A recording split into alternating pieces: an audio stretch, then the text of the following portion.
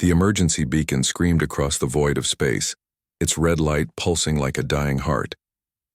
Commander Zex-4 of the Galactic Coalition Fleet pressed his three-fingered hand against the cold metal of his ship's hull, watching the last of his vessels burn in the darkness, sir, his communications officer whispered, her voice barely audible above the ship's failing life support systems. The Vorthan Armada. They're moving to surround us. We have maybe 10 minutes before... No, Lieutenant Kira. Zex-4's compound eyes reflected the flames of his dying fleet.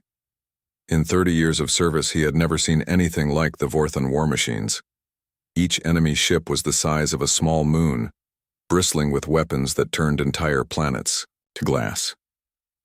The bridge shuddered as another coalition cruiser exploded in the distance, debris scattered like confetti at a funeral.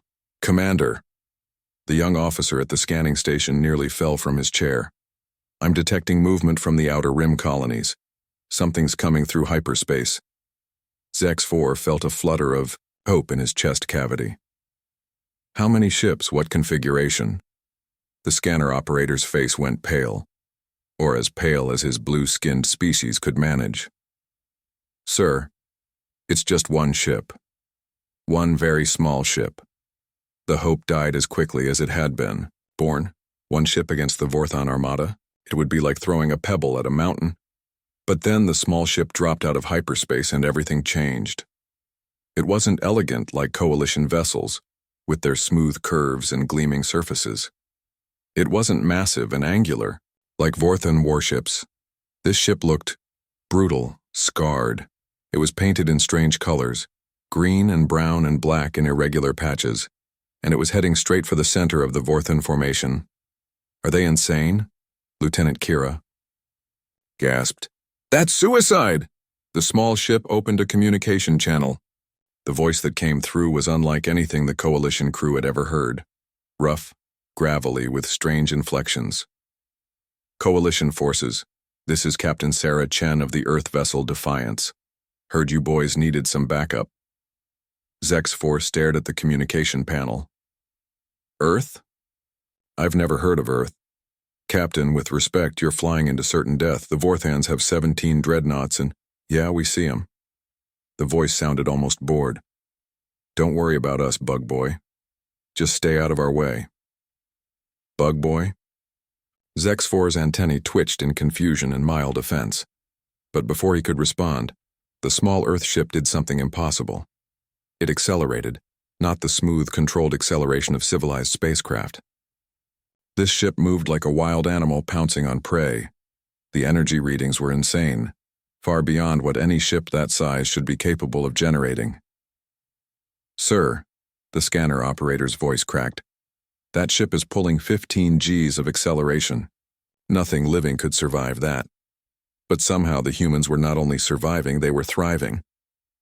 The Defiance plunged into the Vorthan formation like a missile, and then the real surprise began. The small ship's weapons weren't energy beams or plasma cannons.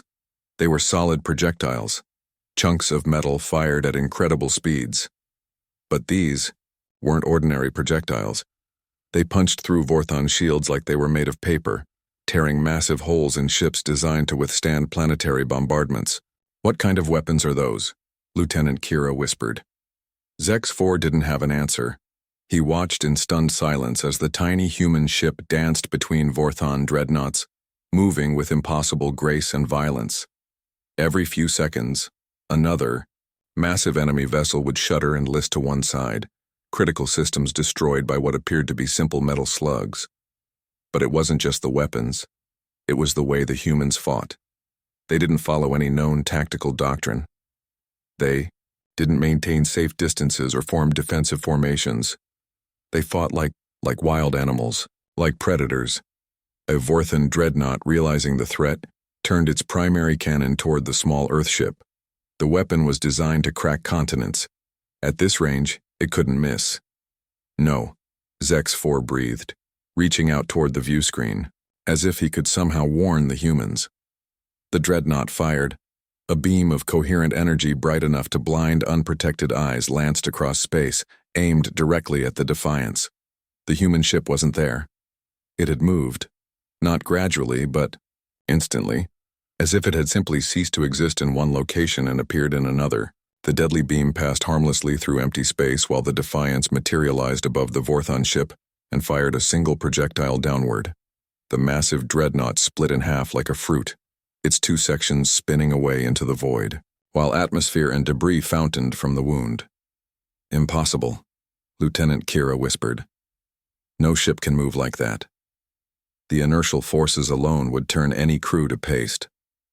But as they watched, the impossible continued to unfold before their eyes. The small human ship, alone against 17 Vorthon dreadnoughts and their escort fleets, was winning.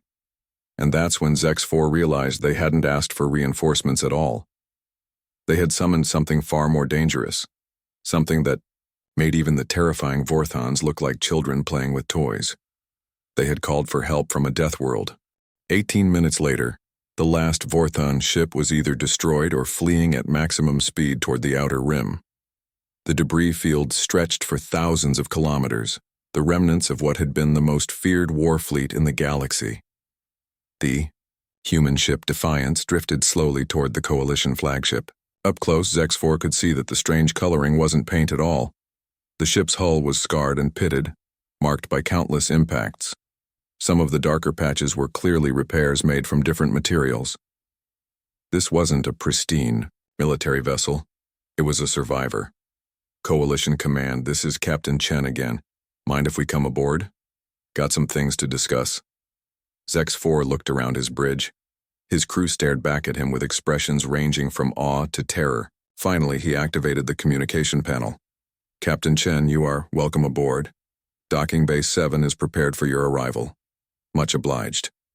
20 minutes later, Zex-4 stood in the docking bay watching a small shuttlecraft emerge from the human vessel. It was just as scarred and patched as its parent ship, and it landed with a heavy thump that suggested the artificial gravity systems were working overtime.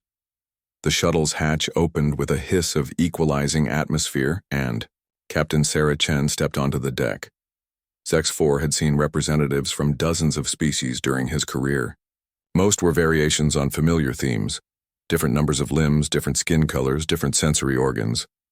But humans were unsettling in a way he couldn't quite define. Chen was tall for her species, according to the brief data packet her ship had transmitted. Average height for a human was apparently between 1.6 and 1.8 meters, making them giants by Coalition standards. She had pale skin marked with what appeared to be deliberate scarification, thin white lines across her knuckles and a larger mark on her left cheek. Her hair was dark brown, cut short and practical, but it was her eyes that made Zex-4's chitin crawl. They were the eyes of a predator. Forward-facing, designed for tracking prey, and they moved constantly, scanning, evaluating, cataloging threats. "Commander Zex-4?" Chen's voice was as rough in person as it had been over the radio. She extended one hand toward him, a greeting gesture, he realized. "Yes, Captain Chen, we owe you our lives. How did you—" Later. Chen's tone wasn't rude exactly, but it was clear she wasn't interested in lengthy pleasantries. "Right now, I need to know what happened here. The Vorthons don't usually operate this far into Coalition space." Lieutenant Kira stepped forward, her diplomatic training overcoming her obvious nervousness. "Captain, perhaps we should observe proper first contact protocols. Your species isn't in our databases, and there are procedures." Chen's predator eyes fixed on the young officer, and Kira's words died in her throat. "Lady, I've been monitoring your communications for the past 6 months. I know your protocols, your command structure, and your tactical capabilities. What I don't know is why a Vorthon battle fleet was about to turn this system into a graveyard." The casual admission that humans had been spying on Coalition communications should have been alarming. Instead, Zex-4 found it oddly comforting. These beings had been watching, evaluating, preparing. They hadn't stumbled into this battle by accident. "They came through the Kepler jump gate 3 days ago," Zex-4 explained. "No warning, no demands. They just started destroying everything in their path. We managed to evacuate most of the civilian populations, but—" He gestured toward the viewport where the remains of his fleet drifted in the starlight. "We weren't prepared for their firepower." Chen nodded, her expression thoughtful. The Vorthons are expanding again. Third time in as many centuries. They'll keep pushing until someone stops them hard enough to make them reconsider. You speak as if you know them well, Lieutenant Kira observed. For the first time, Chen smiled. It wasn't a pleasant expression. Oh, we know them. They tried to invade our space about 50 years ago. That didn't work out so well for them. Zex-4 felt a chill run down his spine. What happened? We introduced them to the concept of mutually assured destruction. Turns out they're not as fond of dying as they are of killing. Chen's smile faded. But that's not why I'm here. We intercepted your distress call, and the Council decided it was time to make formal contact. The Council? Earth's governing body. Been debating whether to reach out to you folks for years. The Vorthon situation kind of forced our hand. Chen looked around the docking bay, taking in the coalition ship's architecture with those unsettling eyes. We've been watching your little confederation for a while now. Decent enough people for the most part. But you've got some serious military problems. Lieutenant Kira bristled. Our military has kept the peace for over 2 centuries. You're military, Chen interrupted. Just got its ass handed to it by 17 ships. We've seen kindergarten playground fights that were more organized. The young officer's face flushed blue with indignation, but Zex-4 raised a hand to silence her. Chen was right, and they all knew it. The Coalition's military doctrine was based on maintaining peace among civilized species. They had never faced an enemy like the Vorthons, and they certainly had never faced anything like the humans. What are you suggesting, Captain? Zex-4 asked. An alliance. You've got good people and decent technology. We've got experience fighting. Things that want to kill everyone in the galaxy. Chen's expression grew serious. The Vorthons aren't your only problem. There are worse things out there in the dark between stars. Things that make the Vorthons look like friendly neighbors. Such as? Chen was quiet for a moment, her predator eyes growing distant. Ever hear of something called the Devourers? Zex-4 felt his blood turn cold. Every species in the galaxy had legends about the Devourers. Ancient machines that consumed entire star systems, leaving nothing but empty space in their wake. But they were just stories, myths created to frighten children. You're talking about fairy tales, Lieutenant Kira said. But her voice lacked conviction. Am I? Chen pulled a small device from her belt and activated it. A holographic image appeared. In the air above the device, a star system viewed from a distance. As they watched, something moved through the system like a dark cloud, and one by one, the planets simply vanished.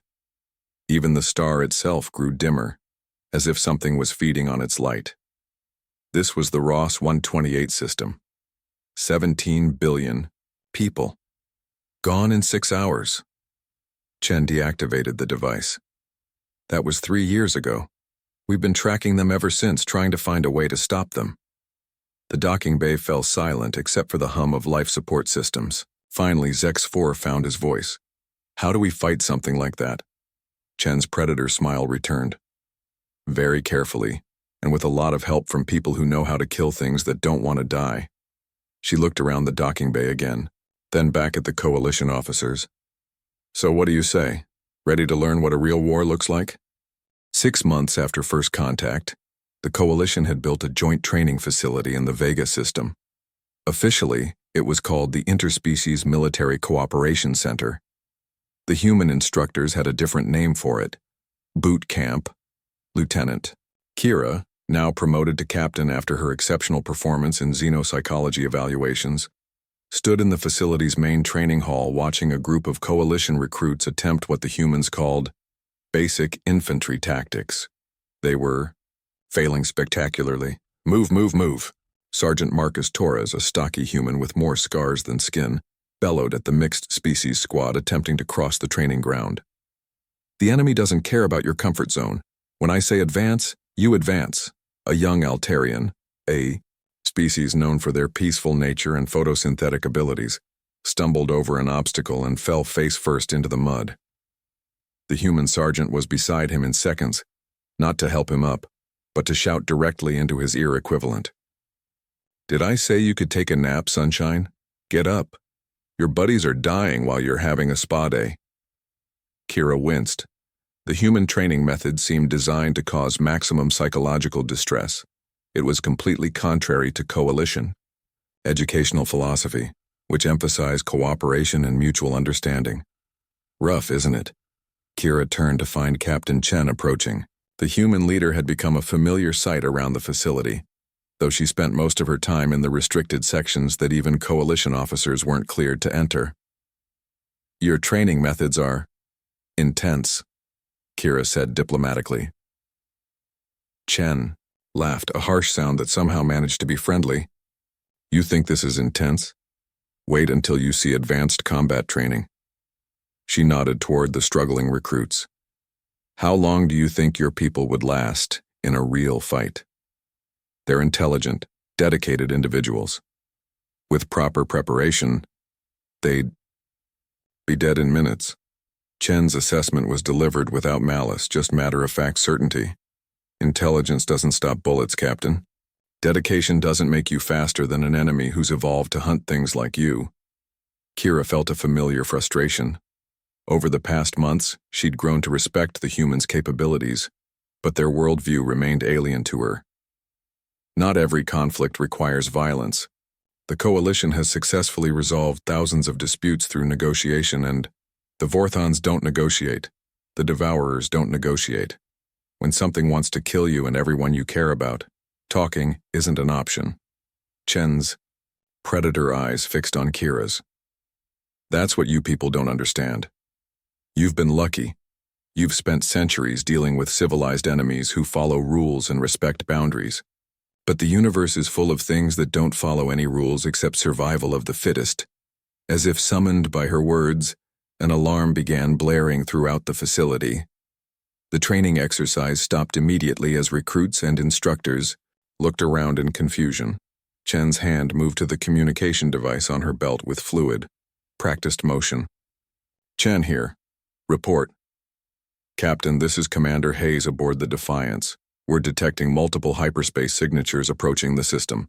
Configuration matches known Devourer scout patterns. Kira felt her blood turn cold. The Devourers were real, and they were coming here. Chen's expression didn't change, but Kira noticed the way her muscles tensed, like a predator preparing to strike. Time to contact? 43 minutes. Understood. Signal general quarters and prep the defensive grid. Chen looked at Kira. Captain, I need you to evacuate all non-essential personnel to the inner system. Take the Coalition vessels with you. We won't abandon. You'll follow orders. Chen's voice cut through Kira's protest like a blade. This isn't a Coalition training exercise. This is what we've been preparing for, and your people aren't ready. The truth of that statement hit Kira like a physical blow. Despite months of training, the Coalition forces were still learning basic combat tactics. They had no experience fighting an enemy that viewed entire civilizations as food. But as she looked around the training facility, at the young officers who had worked so hard to understand human military doctrine, at the mixed species crews, who had begun to form genuine friendships across cultural barriers, she realized something important. They might not be ready to fight the Devourers, but they were no longer the same naive peacekeepers who had been helpless against the Vorthons. The humans had changed them, hardened them, given them tools they'd never possessed. What can we do to help? She asked. Chen studied her for a moment, and Kira had the distinct impression she was being evaluated. Finally, the human captain nodded. The Devourers aren't like other enemies. They adapt, learn, evolve during combat. The more you fight them with the same tactics, the better they get at countering those tactics. Chen began walking toward the facility's command center, gesturing for Kira to follow. But they've never fought humans before. They don't know our capabilities or our psychology. That gives us an advantage. How so? Because humans don't just adapt during combat. We cheat. Chen's predator smile was back. And we're about to teach them why evolution gave us forward-facing eyes. As they reached the command center, Kira saw something that made her understand for the first time why the humans were so confident in their abilities. The room was filled with holographic displays showing ship positions, weapons configurations, and tactical analyses. But it wasn't the technology that impressed her. It was the people using it. Human officers moved through the command center like dancers, each one perfectly synchronized with the others. They spoke in quick, clipped sentences that conveyed enormous amounts of information with minimal words. There was no wasted motion, no hesitation, no confusion about roles and responsibilities. These weren't just soldiers. They were the end product of millions of years of evolution on a world where everything had tried to kill them, refined by thousands of years of warfare against their own species, and tempered by decades of fighting enemies that most civilizations couldn't even imagine. Kira realized exactly what the galaxy needed. "All stations report ready," announced a human officer whose name tag read Martinez. Chen nodded. "Signal the fleet. Operation Deathworld is a go." Through the command center's main view screen, Kira watched as space itself seemed to come alive. Human warships that had been invisible against the stellar background suddenly blazed with energy as their stealth systems deactivated. Weapons platforms that looked like asteroids revealed themselves to be massive defense installations. Even the space station they were standing on shed its peaceful facade, bristling with gun emplacements and missile launchers. The humans hadn't just built a training facility. They had constructed a fortress hidden in plain sight. "How many ships?" Kira asked. "Enough," Chen replied. "The question isn't whether we can stop them. The question is whether we can learn enough from this encounter to stop the main fleet when it arrives." "Main fleet?" Chen's expression grew grim. "Captain, what you're about to see isn't the real enemy. It's just their reconnaissance force, sent to evaluate our defenses." She looked at Kira directly. "The real invasion comes later." The Devourer scout ships emerged from hyperspace like nightmares given form. Each vessel was the size of a coalition battlecruiser, but their shape defied easy description.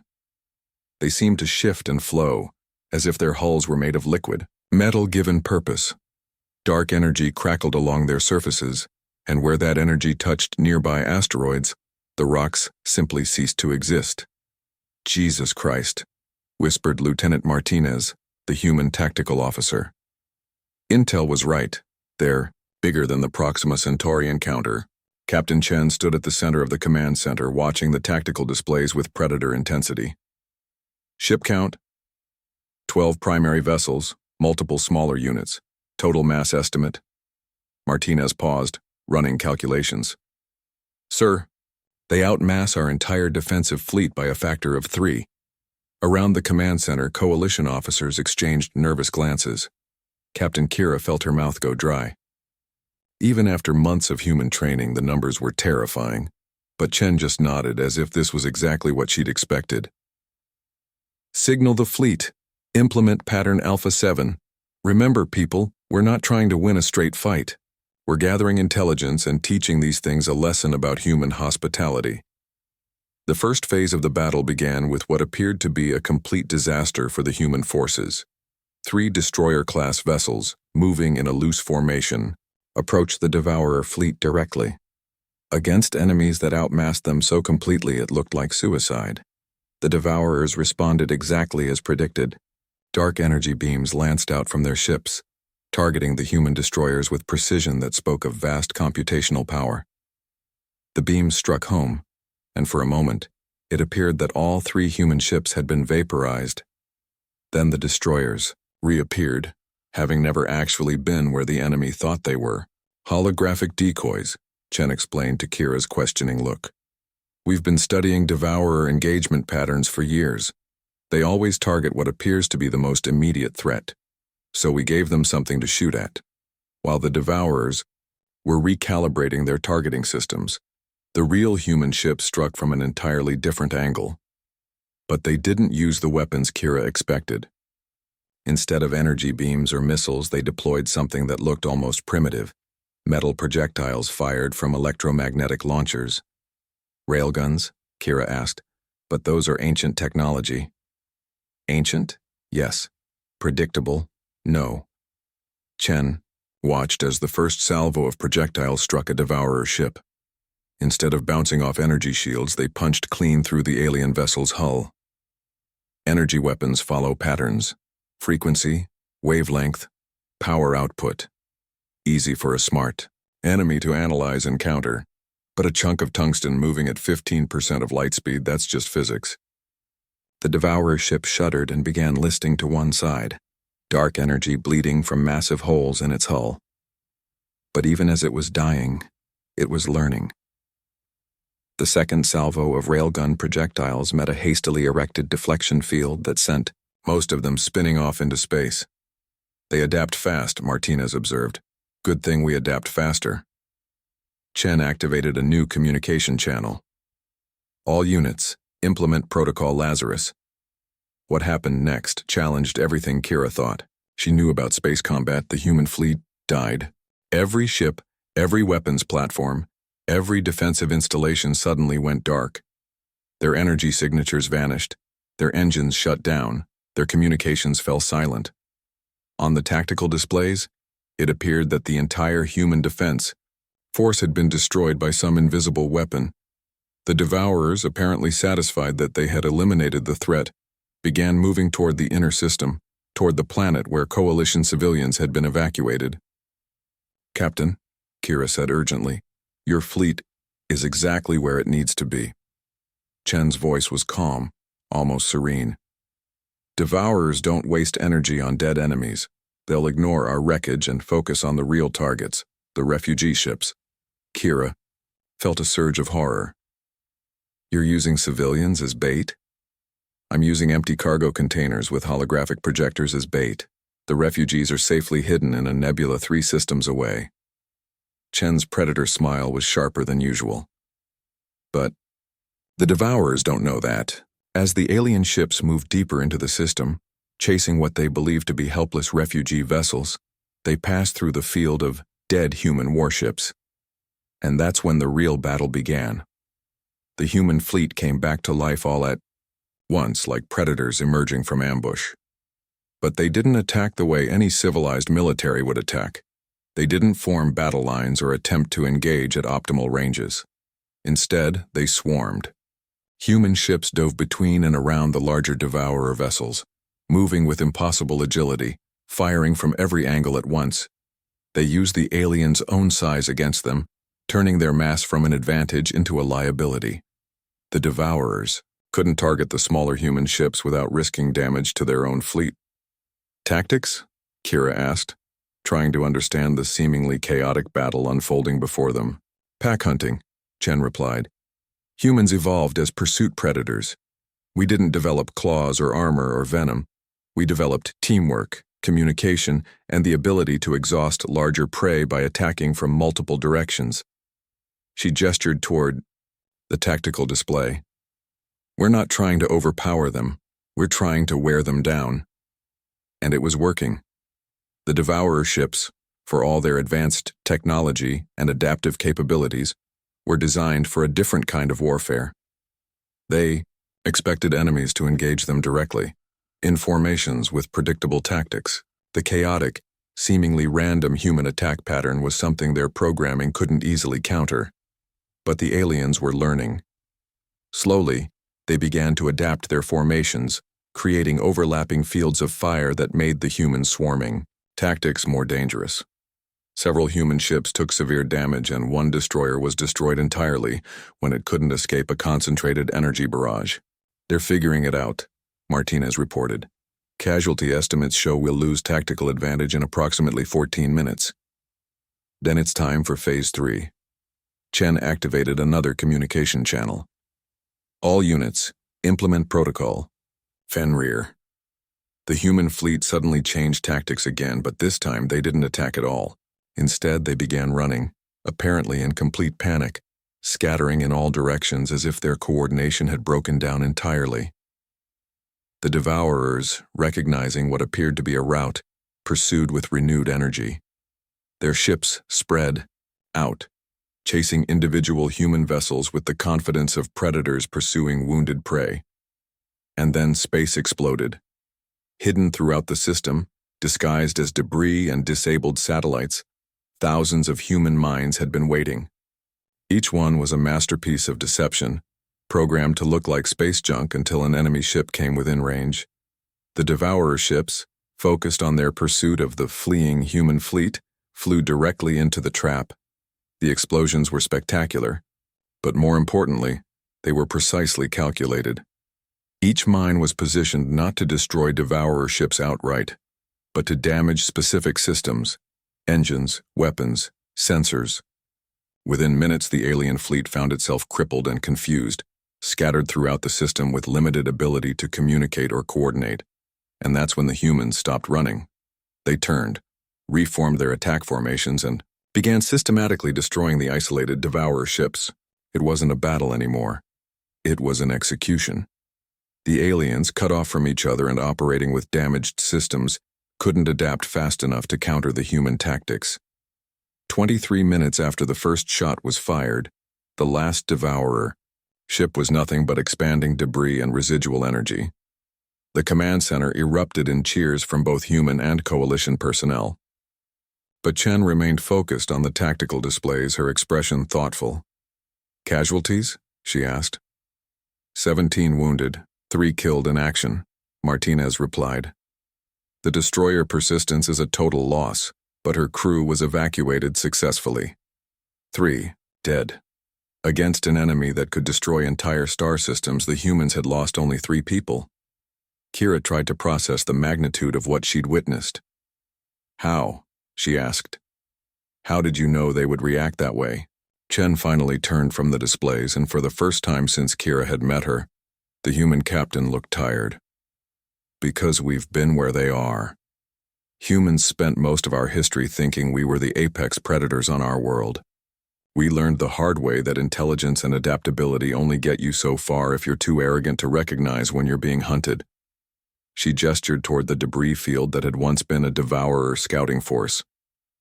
"These things have been so successful for so long that they've forgotten the first rule of survival. Never assume your prey can't fight back." "But this was just a scouting force," Kira said, remembering Chen's earlier words. "The main invasion will be different, bigger, more prepared." Chen's predator smile returned, but there was something cold about it now. "Good thing we'll be ready for them." She activated the facility's general communication system. "All personnel, this is Captain Chen. Well done, people. But this was just the opening act. Intel suggests the main Devourer fleet will arrive in approximately 6 months. That gives us 6 months to prepare the coalition for the kind of war they never imagined possible." Chen looked directly at Kira. "Captain, I hope your people are ready to learn what humans call advanced tactics. Because what you just saw, that was us being polite." Epilogue. Evolution. 6 months later. The Galactic Coalition's Third Fleet moved through space with a precision that would have been impossible a year ago. Mixed species crews worked together with the fluid efficiency that had once been the exclusive domain of humans, while combat vessels that looked nothing like the elegant ships of the old Coalition prowled the outer edges of the formation like mechanical sharks. Captain Kira stood on the bridge of the CNS New Harmony, watching her tactical display with eyes that had learned to see the universe differently. Where once she had seen empty space, she now saw potential ambush sites, escape routes, and tactical opportunities. The humans had done more than train the Coalition military. They had changed the way an entire civilization thought about survival. "Contact bearing 27 Mark 8, announced Lieutenant Commander Vex, a young Centaurian who had graduated first in his class from the Joint Human Coalition Officer Program. "Configuration matches Devourer main fleet elements." "Numbers?" Kira asked, though she already knew the answer from the growing cluster of red icons on her display. 437 primary vessels, approximately 2,000 escort craft. Total mass. Vex paused, double-checking his readings. "Ma'am, they outmass the entire Coalition fleet by a factor of 12. Around the bridge, junior officers exchanged glances. A year ago, those looks would have been filled with despair. Today, they showed only grim determination and something that would have been foreign to the old Coalition military. Predatory anticipation. "Signal the fleet," Kira ordered. "Implement pattern Omega Prime, and send a message to Captain Chen aboard the Defiance." "What should the message say, ma'am?" Kira's smile would have looked perfectly at home on a human face. "Tell her the students are ready for graduation."